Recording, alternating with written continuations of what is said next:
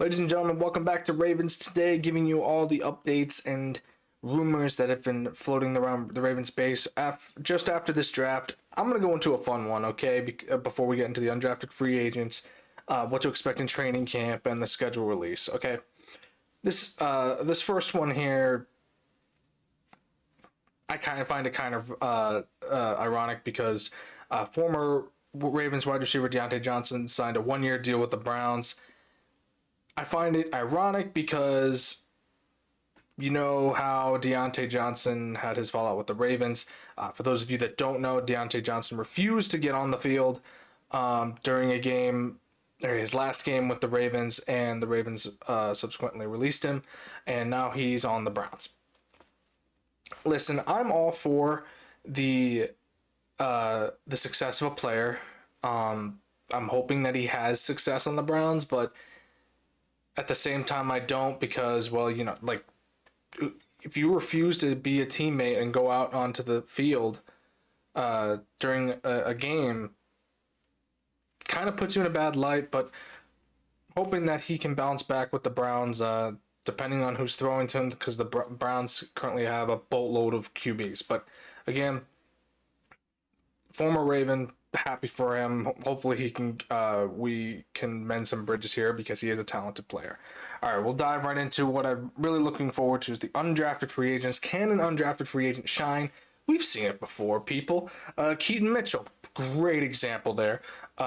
Signed undrafted free agent, had a fantastic year on the Ravens in his first year, and then unfortunately tore his Achilles and is kind of still in the recovery process, if I remember correctly. He's because that injury does take a while to come back, and the mental state of coming back from an injury like that takes time. But again, I'm going to dive into my top two undrafted free agents the Ravens have signed. First up is Jay Higgins, linebacker from Iowa. He had 295 tackles in his last 2 years at Iowa. 4 interceptions in 2024. Maybe we can see something out of him. I went all defense here because offense is just absolutely loaded with talent. Because again, can't have enough on defense. Injuries always happen, so let's just go with the defense for now. Anyway, undrafted went in the draft, undrafted. Ravens picked him up. Hopefully, we can see some some shine to him in training camp, and maybe he makes the team or the roster and doesn't have to go to the practice squad. Another guy I'm looking at is Marquise Robinson, signed as an undrafted free agent to the Ravens, corner from Arkansas. Robinson transferred from South Alabama, and in his last year with Arkansas, well, he transferred from South Alabama to Arkansas in his last year of eligibility. Had 35 tackles in Arkansas, 7 passes deflected, and 1 interception. I mean, it's not bad, but I definitely can see, the Ravens kind of utilizing him for a special teams unit, and taking more of that role maybe, or he works his way up into a corner position on the main roster. But I see him going to the practice squad for a little bit, kind of develop him a little bit, but hopefully he does make the Ravens team this season, and maybe we'll see him out there covering some players and maybe interception. Again, we've seen undrafted free agents sign before, but these are my top 2 candidates for players that could really prove themselves in this league. What can we expect in training camp? We're definitely going to see, some, I'm going to say scruffles when other teams come to town, because it always happens. It's a competition, man, and we're also going to see how Lamar and Derrick Henry, Zay Flowers coming back from an injury, how they're all going to work together. How D-Hop is going to fit into the offense. So I'm really looking forward to this training camp. I do believe that the Ravens are definitely going to be working heavily with the defense, trying to fit players in where they're supposed to be, where they will fit the best. The Ravens' priority was trying to revamp the defense and I think that they're absolutely going to do it in training camp. So let's hope that they find the right players to fill the gaps on defense and on offense as well. Trying to find out again, like I said earlier, where DeAndre Hopkins is going to fit in this offensive scheme, and the offensive line, trying to find some chemistry there, see where people fit the best. Ronnie Stanley and Roger Rosengarten are going to stay where they are, and Tyler Linderbaum center. But where are the two guards going to fit? Who's going to be the most fluid? Who's going to have the best chemistry? Who's going to be able to communicate and be a guy that Lamar can rely on to get some running hole lanes in, create them for Derrick Henry as well, and just be an efficient pass blocker so Lamar has time to throw the ball and doesn't have to scramble as far. Of course, Lamar using his legs during a game is always a threat, but I want to make sure we have an offensive line that is just a wall, like the wall from Game of Thrones, pretty much. Let's just keep it sturdy, keep it steady.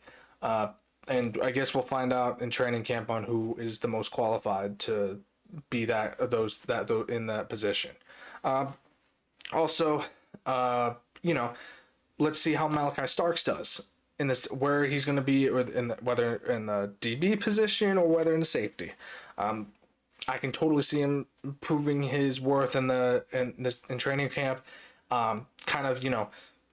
Being a guy like Kyle Hamilton was in his rookie year, where he learned super fast and was able to catch wind right when he touched down on the Ravens practice field.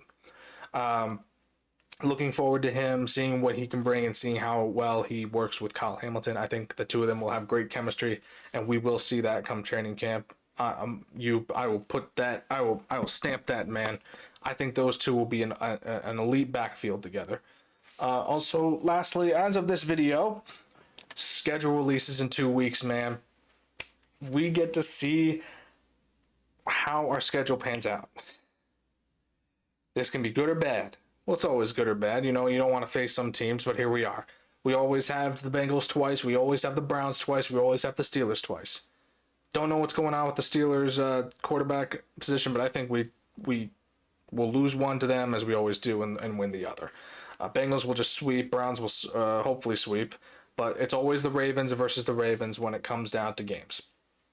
The Ravens have an elite defense. They have an elite offense. In my opinion, the Ravens always lose games because they kick themselves in the foot. They always are there. They're always shooting themselves, and they could have done better and get a little cocky. Or the coaching plan doesn't go array, but they don't change the coaching plan at all during a game. But that's just me. All right, let's just dive into a couple of home games that I'm most intrigued by. Jets is going to be at home, and Lions at home. We're facing off against Justin Fields, Jets, and Dan Campbell's Lions. At home, I love this matchup, Jets-wise, because I want to see Justin Fields succeed, and hopefully it's on the Jets. Lions always, well, I don't think the Lions can recover against the Ravens after, Justin Tucker's 66-yard field goal a few years ago, and then the beating they took the year before in 2022, because we absolutely destroyed them, and the Lions were up and coming. They were now getting out of their own shell. I think that the Ravens are always the Lions the Achilles heel. I think that the Ravens will obviously take these two games easily. Here are the other two games that I'm intrigued by that are away. Ravens have the Bills away and then the Chiefs away. No idea where this is going yet. We're, as of this video, 2 weeks out. So I don't think that we're going to face the Chiefs again in the first week. We might face the Bills first week or the Kansas City refs in the first week. But Bills, I want that get-back game. We should definitely take them and get our rematch from the divisional round. Chiefs, we've got to make a statement here, and really, we've almost beaten them in past, but we can. I think this Ravens team can do it. I think they can prove that they're better than the Kansas City refs, and really, prove to the NFL fan bases that they are the best team in the league. And I think that the Ravens will absolutely get their rematch against the Bills, win that rematch. But again, we're 2 weeks out from the schedule, and I think where these 4 particular games lie will really depend on our success in the season, and you know our how well our Ravens are players are chemistry wise as the season goes on. But thank you for tuning in to the Ravens Today Show. Please make sure to subscribe and like the video. I'm your host, Connor Gioffreda. I'll catch you guys later.